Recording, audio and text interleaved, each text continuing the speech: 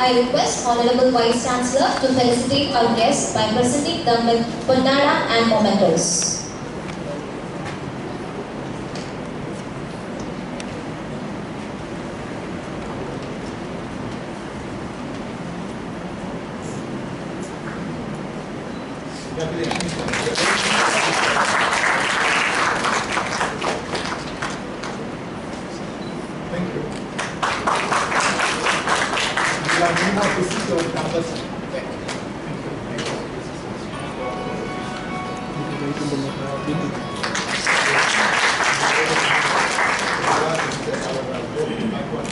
Are you taking them for a boat ride?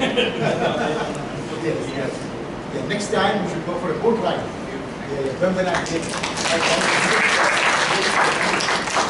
Indonesia.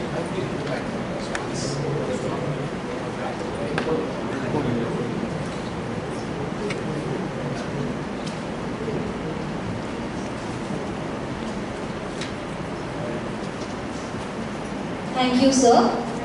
Now, I would like to briefly introduce our chief guest for the day, Ambassador Sujan R. Chinoy, T20 Chair and Director General of Manohar Parrikar Institute for Defence and Strategic Analysis, New Delhi since 2019. A career diplomat from 1981 to 2018, he held important diplomatic assignments including as Ambassador to Japan.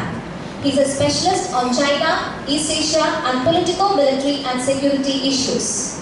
On deputation to the National Security Council Secretary from 2008 to 12, he covered external and internal security issues, including the extended neighborhood of the Indo-Pacific. As Council General in Shanghai and Sydney, he extensively dealt with trade, investment and economic issues. He contributes extensively to newspapers and journals besides lecturing in India and overseas. I kindly invite you, sir, to deliver the special lecture.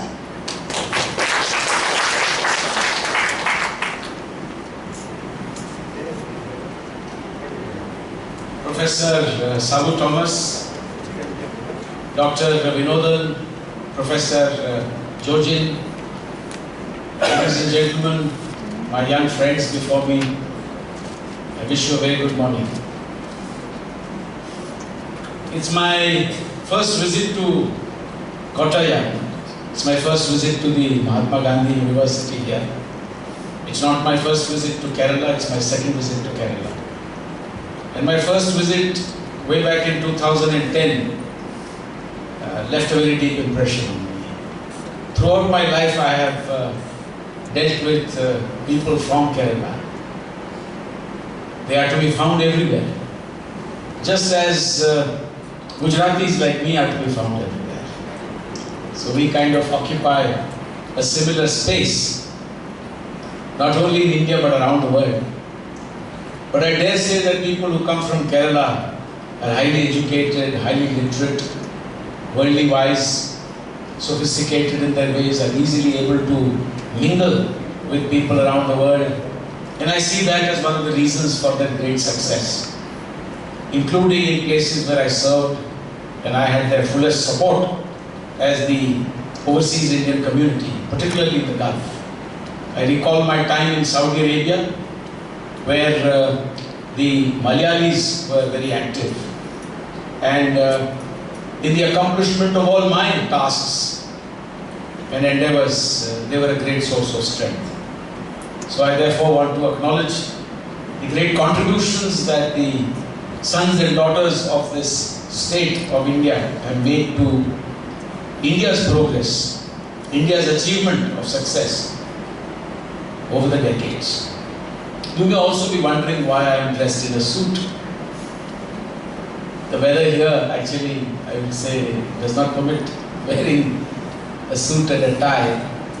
But I thought when I started that I would implement the first principle of golf, which is that you always over club, you don't under club. It reminded me also of an incident that took place when Mahatma Gandhi visited London for the talks. It was in 1931, the Round Table Talks. And after he had met the King of England in his loincloth, he was asked by some journalist how he felt about the whole thing, seeing the king, no less, that too dressed in his loincloth. And Mahatma Gandhi was very witty. He was very quick to give his riposte, and he said, I felt perfectly all right because the king, His Majesty, was wearing enough for the both of us. So today, you may well take it that I'm wearing enough clothes for not just myself, but to account for some others as well.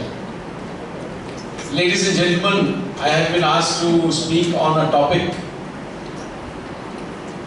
which is of great relevance to us today. And the background to this is essentially the world that we live in, a world which is increasingly in a state of flux, a world which one can say safely is in disorder. And we are going through an era of polycrises. Some are now talking about new lexicon of perma-crisis. We have heard of permafrost, but we have not heard of perma-crisis. And this is because of the rise of several, multiple, back-to-back, continuous, irreconcilable, intractable problems to which there seems to be no immediate solution. All the known vectors of globalization as we know it over the past few decades, whether it is trade, whether it is technology, whether it is finance, whether it is human resources and their movement around the world, these are under duress. These have been challenged.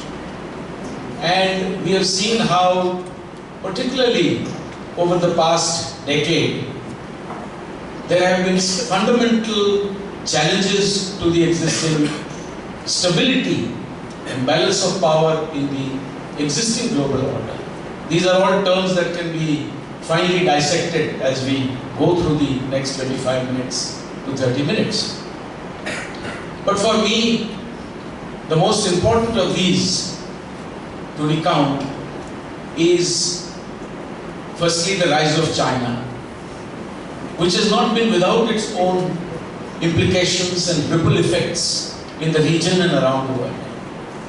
So as a point of departure, if we look at the rise of China, we can see that alongside its tremendous achievement on the economic field, its economic rise has also led to a degree of military rise and widespread apprehensions about China's unilateralism and militarization of its state.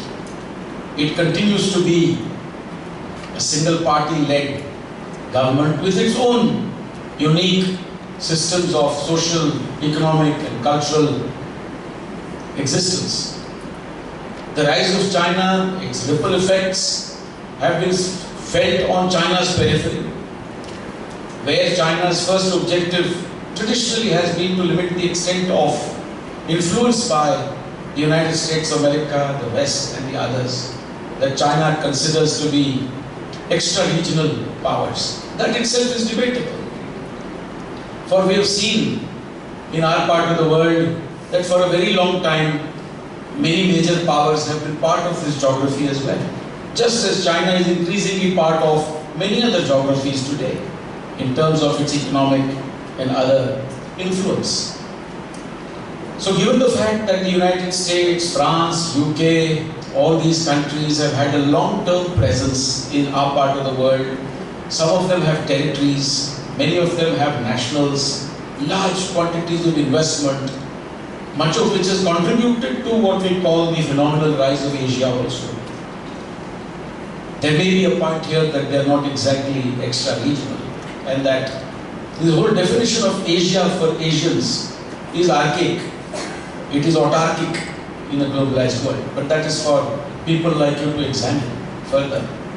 The rise of China is one, therefore, factor in the shaking up of the global order, the balance of power, particularly because the global engines of economic growth and commensurately political and military influence as well, has been gradually shifting to the Asian landmass. The second big feature of change as we see it today, the last few years, is the simultaneous rise of India and China. No longer is growth the monopoly of one part of Asia or a particular peculiar geography which we associate with the rise of Asia. We saw the rise of Asia once again, the resurgence in Asia at the end of the Second World War, with the Japanese economy coming back onto its feet in the 1950s and 60s as a manufacturing economy, initially of shoddy goods, later of very sophisticated goods, as the Japanese also learned how to manufacture high technology stuff and also export it to the West. Thereafter we saw how the Asian tigers also benefited. The same great connect between manufacturing centers in Asia and a very large market across the Pacific, particularly in North America, particularly the United States of America, the world's largest economy even today. And the rise of the Asian tigers like the Republic of Korea, Taiwan, Singapore, Hong Kong, this was the second wave of growth. In the third wave we saw China with its open door policy, reforms, modernization, post late 1970s also hit the same curve and emerged as a very vibrant economy. Essentially also because it accessed the same large economy across the Pacific in North America. The one common feature of this rise, therefore, is the connect between North American markets, Western markets across the Pacific Ocean, connecting to a certain landmass in Asia. But this is what we normally call as the Asia Pacific. The Asia Pacific, therefore, is a feature that also emerged alongside the existing global order in the post-World War II era. From the ashes of that war, as these economies were once again coming into their fold, today that growth and development in the 21st century is no longer limited to East Asia. It is no longer limited to one part of Asia. That growth over the last 2 decades has been more fundamental. It has spread to other parts of this broad space that we now call the Indo-Pacific. And I am here trying to make a case for you to appreciate why the transition from the old term Asia-Pacific to the current term Indo-Pacific is a logical transition. India has not been part of East Asia. India was not and is not part of APEC. Growth and development was initially seen, as I said, only in those geographies. But today it is shifting to other parts of Southeast Asia, whether it is the Philippines, whether it is Indonesia, Malaysia, Thailand, or more relevantly in South Asia, whether it is Bangladesh and India, or even more relevantly across the Indian Ocean, across the Western Indian Ocean, it is the East African littoral states that abut the Indian Ocean that are also showing such great dynamism and growth. These therefore suggest that across these two broad oceanic spaces called the Indian Ocean and the Pacific, interconnected by the South China Sea, there is a great fundamental underlying connect, that of the spread of growth and development and progress, the emergence of new economies. And through this broad space, there are several factors that give rise to both opportunities and challenges. And I would like to therefore suggest that the Indo-Pacific is more representative, it is more democratic, it is more inclusive, it is more in keeping with the aspirations of many more people in our part of the world than simply a few economies in East Asia or Northeast Asia. To that extent, the Indo-Pacific is a term that is contemporary, one which is going to capture the future of the 21st century. The Asia Pacific, an equally important term, is a thing of the past. It had its place. It was in fact the great chapeau that characterized growth and development in our part of the world. But in the second half of the 20th century, that 50-year period belonged to the Asia Pacific. The 21st century belongs to the Indo-Pacific. And in this discourse, as I said, there is the simultaneous rise of many powers. Asia is moving towards a degree of multipolarity. And in that, it is vital and important that unipolarity does not usurp the inevitable and intractable movement towards several poles, several power centers. So there is a clash between the concept of multipolarity and unipolarity in Asia. India is emerging as one of those new poles, new power centers, new economic centers as well. But I'll come to that a little later. Through this great expanse of the Indo-Pacific, that itself is changing the global balance of power today, we can see that there are 6 factors, broadly speaking. I describe them as the 6 T's, which are responsible for providing opportunities but also providing a large number of challenges. What we make with these 6 T's will determine the course of the 21st century. And these are not limited to the Indo-Pacific. Equally applicable at the global level. Equally applicable when we are looking at what is happening in Europe today. And let me therefore briefly describe what is happening in Europe before coming to the 6 T's that I want to talk about. Another major change that is taking place today is that economies all around the world are grappling with post-pandemic recovery. The great challenge of economic recovery everywhere. The pandemic upended the global economy.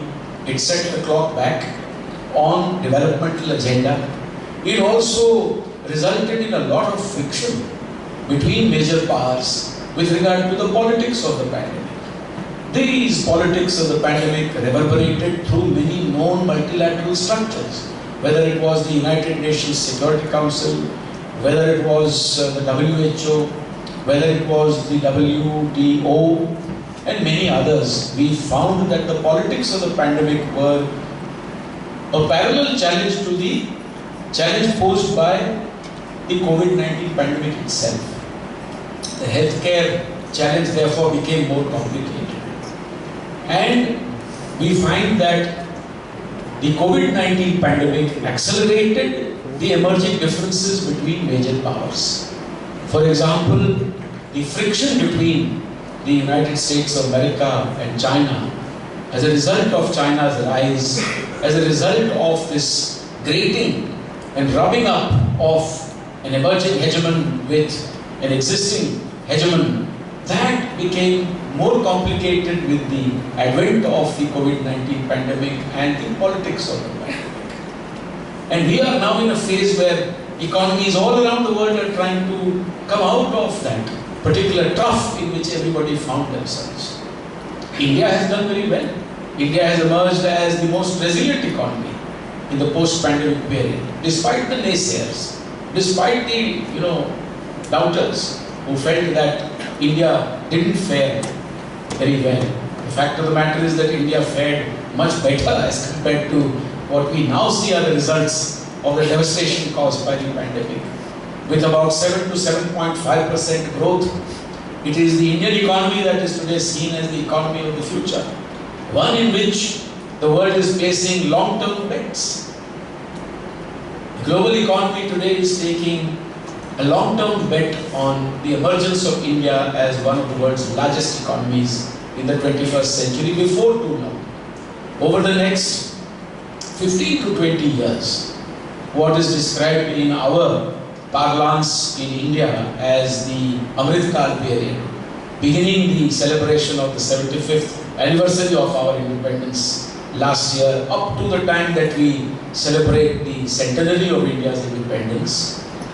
The hope and the expectation, and by all accounts, the statistics also suggest, the numbers suggest, they stack up to suggest that India will emerge, if not the second largest economy, the third largest economy in the world. And this is something that is also a factor in the shaping of the global order, the changes that we are seeing in the existing balance of power. So you can see that there are many shifts taking place. In Europe, we find that apart from the issues of economic recovery, the looming threat perhaps of even what you call recession in some developed economies, there is this sudden eruption of a war in Europe, which has completely upended their security paradigms. For long it was presumed at the end of the Second World War, especially after the end of the Cold War, especially after the fall of the Berlin Wall, especially after the dismantling of the Soviet Union, that European security was settled. The EU had emerged as a very powerful entity in its own right. No wonder it is also a member of the G20, though it is not a single nation state. As you all know, dear friends, the G20 is 19 of the world's largest economies plus the EU. And the EU's success was maintained until the trajectory was challenged by Brexit. Following Brexit, even as Europe is grappling with the aftermath of the Brexit problem, the aftermath of the COVID pandemic, we find that today there is a war in the heart of Europe, in the Eurasian landmass. And therefore, I would say the war in Ukraine, the Russia-Ukraine war, is yet another factor that has challenged the existing global order. The balance of power has also been challenged there. While all this is happening, we find that there are tensions along 6 key factors, which I said earlier are equally applicable to our geography, equally applicable to tensions and changes that are taking place elsewhere. The first is the T of trade. Trade is one of the key vectors of globalization. Globalization is a genie that cannot be put back into the bottle. It is not something that can be uninvented. In many ways, I think it is like nuclear weapons technology. It cannot be uninvented. It can be capped, people can try and change it, moderate it, modulate it. People can engage, countries can engage in sanctions, tariffs, non-tariff barriers, technical barriers to trade, but trade is fungible. Trade generally works on the basis of demand and supply, on the basis of how countries have emerged as fulcrums of certain supply chains in manufacturing. And much of this is not led by governments in any case. It is led by private sector, entrepreneurs, industrialists, exporters, importers. And trade therefore has emerged both as a source of opportunity in globalization, which it has always been, but also as a source of friction today, because of the fact that some countries have been better able to make use of globalization. There is also criticism that some have gamed the system. There is criticism against China that its entry into the WTO only facilitated its rise manifold, especially after the United States supported its entry into the WTO by giving it firstly what is called permanent normal trading status in 1999 on a one-time basis, and then in the year 2000 giving it through legislation permanent normal trading status. Something that had been an annual feature of certification since 1989 post-Tiananmen. And with China's entry into the WTO, China's growth thereafter was phenomenal. It was supposed to be declared a market economy at the end of 15 years of membership of the WTO, but that didn't happen in 2016. For nobody was ready to give it a market economy status in recognition of the clear fact that it is a state-led economy. It is state capitalism, as we call it today. Be that as it may, it is a model. And the point I'm trying to make is that it is a widespread feeling that some have gained globalization, some have gained participation, others have not equally benefited. And therefore, there is criticism of, globalization and China's presence there. But we have also seen that trade is not something that can be easily tampered with. There is a widespread feeling that decoupling, or the very notion of decoupling, has not been very successful. Precisely because it is not necessarily in the boardrooms of ministries and government departments that you can determine the entire character of trade and supply chains. The second T is that of technology. Technology today is racing ahead, and scientists of this university and people like Professor Thomas would know more about what science can do. The runaway developments in artificial intelligence, IoT, big data today, the inability of either security concepts and paradigms or even rules of the road to keep up with such developments is visible today in space technologies, in cyberspace, in AI, in this whole discourse and debate about who has rights over the data, whose jurisdiction, who possesses this, whose product is it, what is privacy today in that domain. We know what is privacy in the confines of your own home. Every man is, a complete, king in his own home.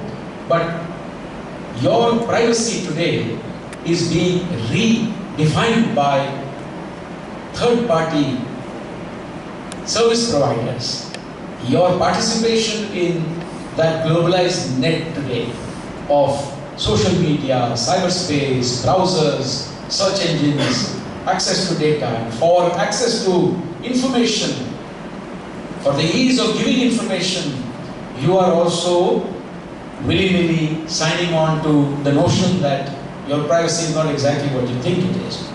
Technology is a space where there can be what you call mitigation steps taken by various governments to limit technologies for others, especially technologies on which rides a lot of security or technologies in which billions of dollars have been spent by way of R&D. And so in that space, I think, despite all the emerging opportunities, there are also challenges. There are denial regimes, there are sanctions. The United States of America has passed, for instance, the Inflation Reduction Act, just to cite one, or the CHIPS Act, or the Science Act, etc. There are so many other pieces of legislation.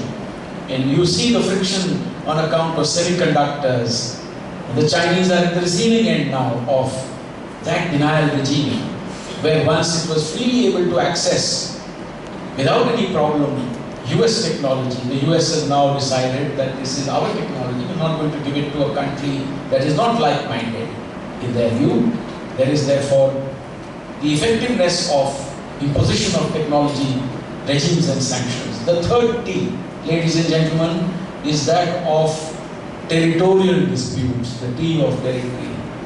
Not only affecting the Indo-Pacific, not only the East China Sea, the South China Sea, the high Himalayas where we have had problems with the Chinese, but also in the heart of Europe. You can see irreconcilable differences, irredentist claims over territory, over waters, over jurisdiction, even in the context of given constructs such as UNCLOS, the rules of the road created to prevent friction.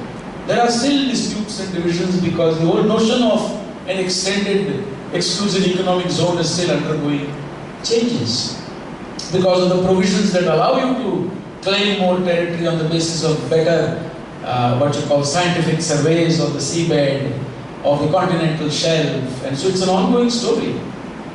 There are countries that have signed UNCLOS but not ratified, as we have seen in the case of the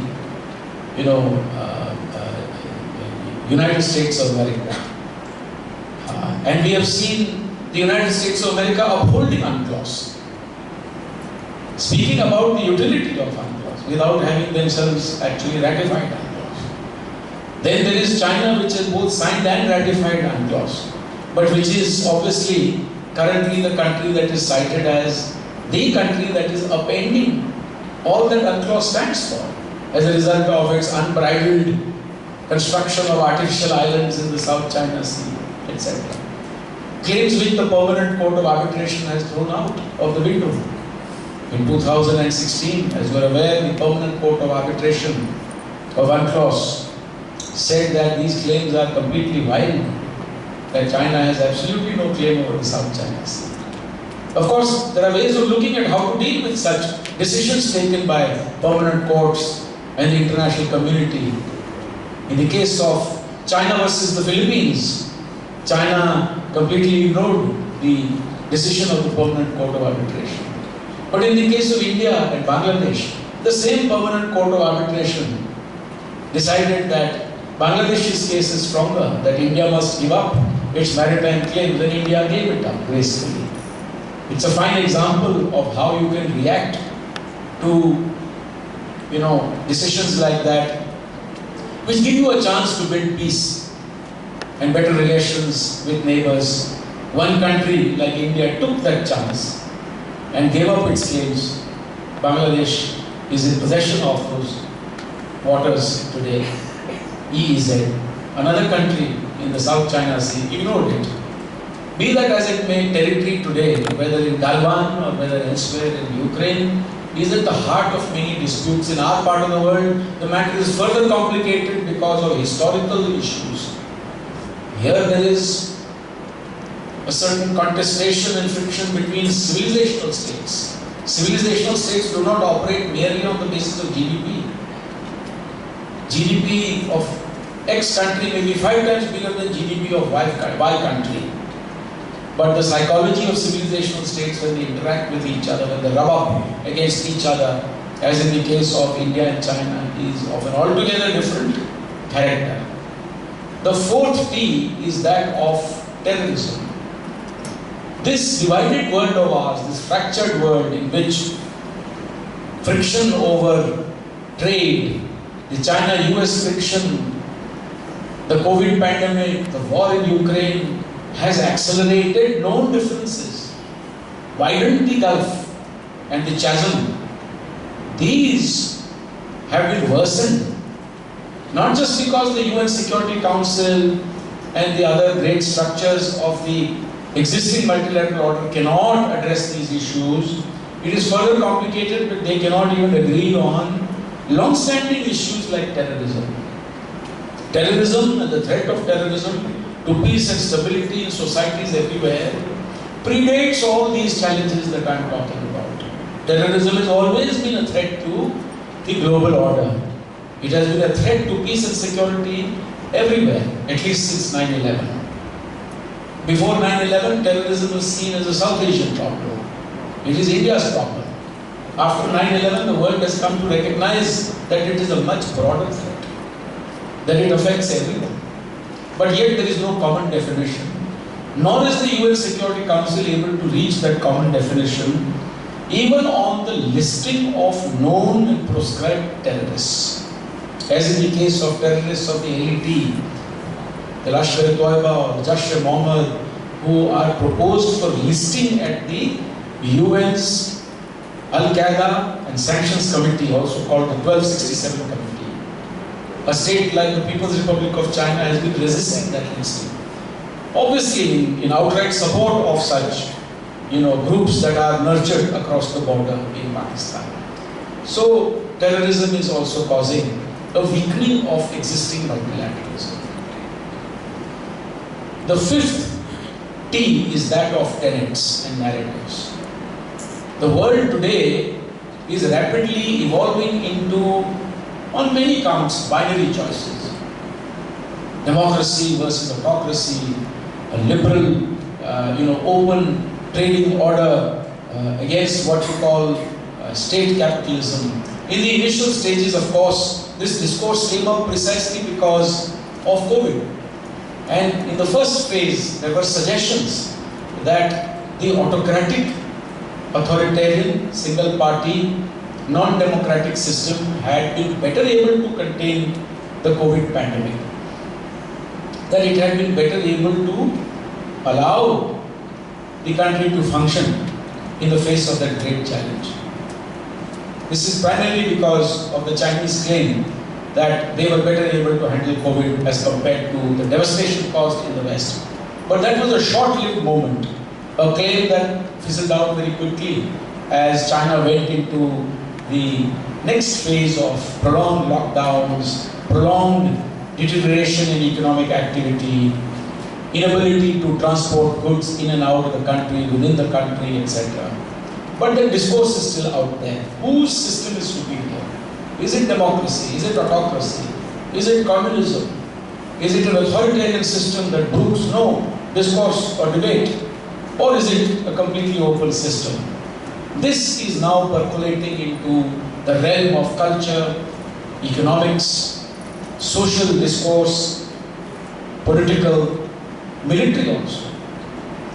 And so that is the fifth factor. Tenets, they are very divisive today. They polarize the world. And the binary part of it is very difficult. But in that space I see hope for India. Because where there is a binary choice, the world today needs more choices, multiple choices. Is it possible for a country like India, I ask, during its G20 presidency, to provide that third choice? A choice which is not about joint communiques. It is not about bringing geopolitical issues into a structure called the G20, which is essentially devoted to economic and financial issues. Is India going to be that third choice? The path that we can show, one of trying to bring the focus back onto economic and developmental issues, keeping geopolitical issues out, trying to provide contesting major powers an opportunity to sit together outside the dysfunctionality of the United Nations, outside the dysfunctionality of the Bretton Woods structures, to see if they can get off that gridlocked highway, an impasse that has been created on the arteries of geopolitics and geoeconomics. If they can step away for a moment, sit together, agree on certain low-hanging fruit without losing face. And so the last T is that of trust. Trust has been a casualty in all this. There is complete lack of trust today. The world today has now descended into a fractured mode. I still feel it is hairline fractures. It is not a compound fracture. Compound fractures are harder to heal. Hairline fractures are easier to heal. And I think if we do the right thing of putting a cast around these primordial instincts that are surfacing, selfish, very nationalistic instincts around the world, we may be able to heal those fractures at this stage and build better trust. Having said that, let me also say a few words about this G20 moment that India faces today. Ladies and gentlemen, the G20 is a very important group. Amidst this scenario where you find the existing global structures unable to deliver on matters of peace, security, development, growth, recovery, debt distress, climate action, against that scenario, we can see that the G20 is by and large a representative grouping. It is at least more representative than the United Nations Security Council, which has 15 members. Here there are 20. In the UN Security Council, nothing will be done unless the permanent five agree. They have a veto power there. The veto power of the privileged few. Those that have always sought exceptionalism for themselves, often under the garb of democracy, often among the garb of, under the garb of cooperation. But the G20 has no veto system. The G20 therefore is a representative grouping which was created essentially to address the challenge of the Asian financial crisis in 1997 at the level of finance ministers and central government bank governors, and later elevated to the level of heads of government in 2008 after the two global financial and economic crises. And it has done some good work in the past as well. For example, if you recall, after the 2008 7-8 crisis. Through the G20 process, the IMF, international financial institutions like the IMF were also convinced to give what you call special voting rights, which were increased from 250 to 750 for many countries. Change may have been minor, but there was some change made there. It has tried its best in the past to address some of these global challenges. A broken multilateral system should not be rejected. The G20's focus is not on challenging the existing global order, emerging as some kind of a separate power structure in its own right. This is not the objective, nor should it be the objective. The idea is also not to throw the baby out with the bathwater. Multilateralism is very important. If global challenges are to be addressed, whether economic recovery, whether it is climate action, whether it is healthcare and pandemics, whether it is to avoid a new kind of colonization in the digital space of data poverty and cyber colonization, the global community will have to work together. Even to prevent the arms race in space, in low Earth orbit today, there is a lot of ferment and action. Lots of satellites have been put up by various countries to focus on security issues. There are no rules of the road. As I said before, rules of the road have never kept pace with the speed with which technology is moving ahead. And so therefore, ladies and gentlemen, it is very important to conserve but reform multilateralism. The G20 is not there to challenge the existing global order, but to work with it, to give it an opportunity to take a hard look in the mirror as to its achievements, its frailties and foibles, and what can be done to improve that in the future. For India, this is a moment like never before. 4 developing countries are chairing the G20 back to back. The Troika today, as we call it in the G20, comprises of Indonesia last year, India this year, Brazil next year. Even after that, it is South Africa. Here is a moment for the G20 to focus not only on developmental issues, but also to particularly focus on the global South. And India, as Prime Minister Modi has said more than once, wants to make it inclusive, action-oriented, decisive, result-oriented, to cast the net as far and wide as possible, leaving none behind. That is why India also engaged 128 countries in the Voice of the Global South Summit to find out what are their needs, how is it that we can do more for the Global South. In doing so, we must not forget that we require the fullest cooperation of the developed countries also to bring about any outcomes in the G20. The G7 is represented there. In the G20, it is also very tempted to time and again bring in the geopolitical issues of the day, because it is itself currently obsessed with the war in Ukraine. So it is naturally going to happen that some of that will trickle into the G20 discourse also. But our objective is to keep all these on board. The Global South as well as the G7. It's the first time that it is a people's G20. Now you might ask, what is the whole purpose behind taking G20 out to the rest of the country? Tell me in black and white, 1 + 1 is equal to 2. What exactly do you get out of all this? It's a nice way of debating it. But the issue here is also of providing India, the whole of India, a chance to connect with the outside world, with more than 200 events being held in more than 55 cities across all 28 states and all the union territories of India. You are giving the local economy a chance to connect through the one district, one product concept. You are giving a chance for local tourism to develop. You are giving, for instance, a well-known state like Kerala once again a chance to rebrand itself as a destination, God's own country, as you put it, for tourism, for cuisine, for culture.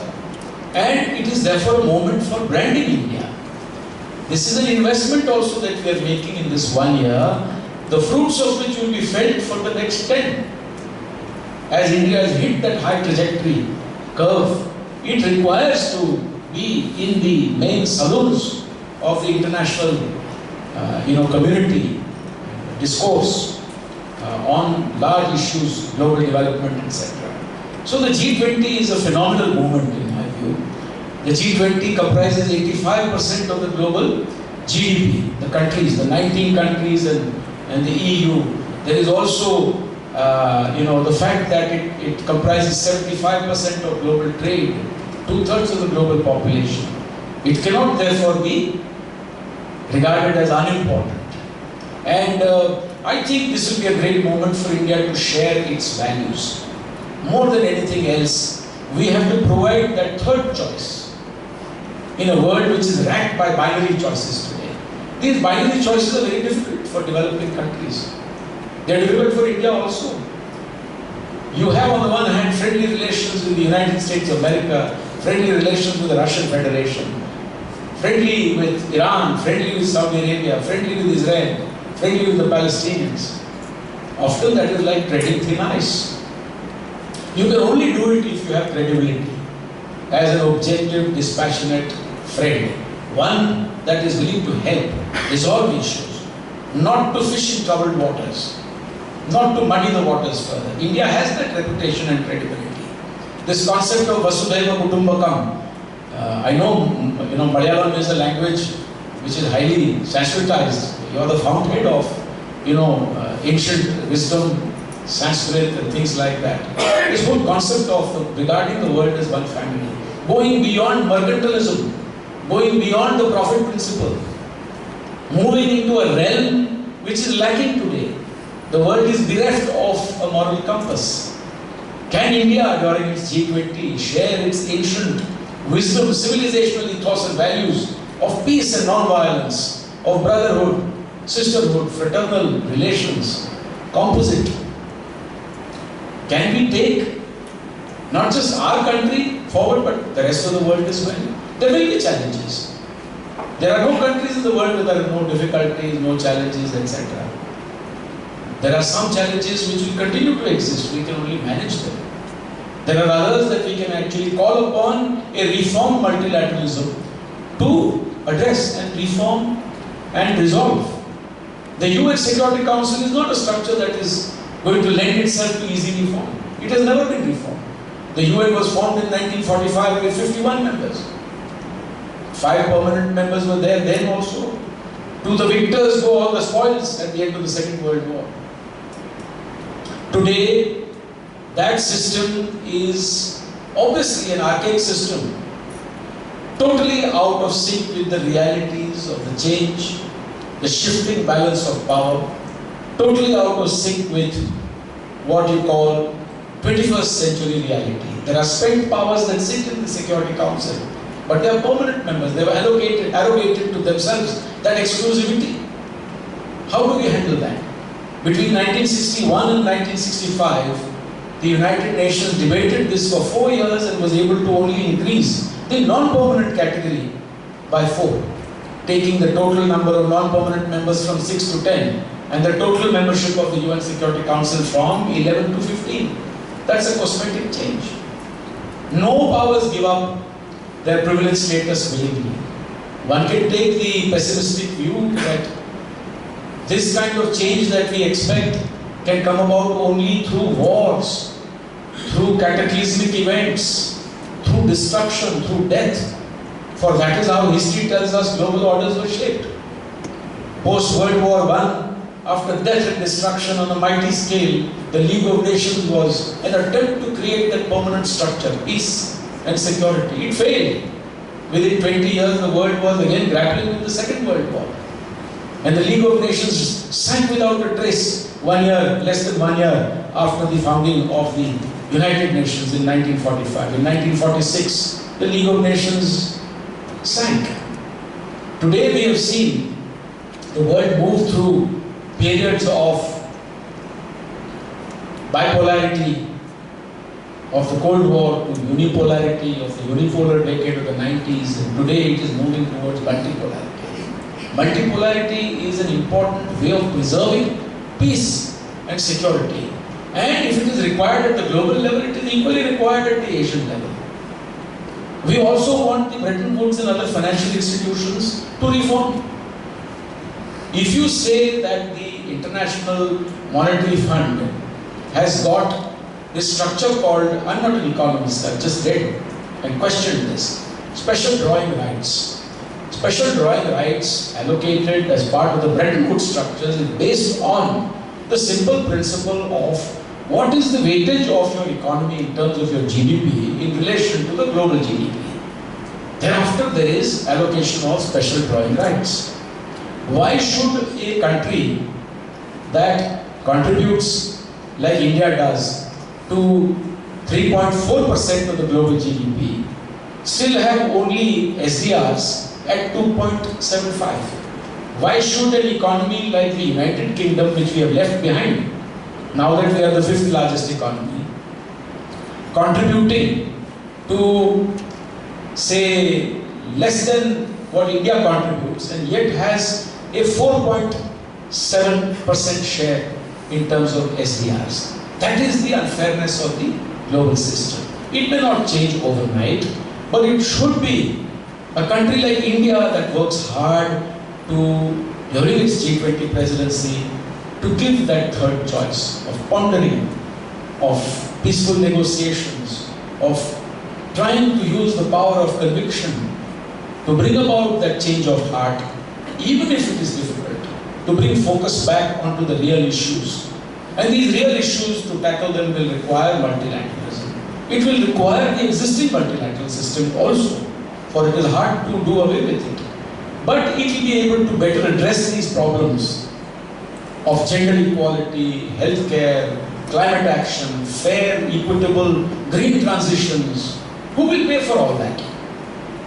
The global community will have to come up with new solutions, hybrid solutions, public-private partnerships, a new kind of finance, an ability to understand that net zero targets simply spoken about are addressing only adaptation and not mitigation. If it is mitigation, you will need technologies. You will need money for that. $4 trillion are required on an annual basis simply to address the challenge of climate action and green transition. Till then, coal will be used. People have to survive. The industrial world took 150 years to get where they did. Others have to telescope their development into shorter periods. And therefore, this common yet differentiated responsibility is important for developing countries in this whole business of climate action and change, this whole business of historic responsibility and accountability, the great damage already done by the industrialized world to our environment. They have not paid for that. They are only talking about the future. And so we have to work together. These problems are transnational.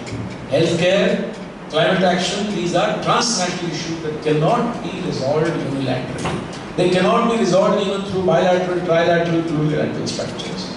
Regional structures will not solve it. We must therefore have multilateralism, but must also, during our G20 presidency, do a better job of multilateralism. I, as the T20 chair, am committed to working with the international community, the community of thinkers in India, to see how best we can provide realistic suggestions to the leadership track. The T20 being the ideas bank for the G20 process. Ladies and gentlemen, thank you for this opportunity. I thought I would make a short speech, but then as Winston Churchill had once said, he was going to make a long speech simply because he had no time to prepare a shorter one. So I've spoken to you from the heart, shared a few thoughts, and I hope for the young minds that are here present today, including, as I see some from perhaps the international community, that there is a lot that we can do together. And you, as the generation on which the future of this world rides, must come up with those new ideas. Thank you very much. Thank you, sir, for the insightful lecture.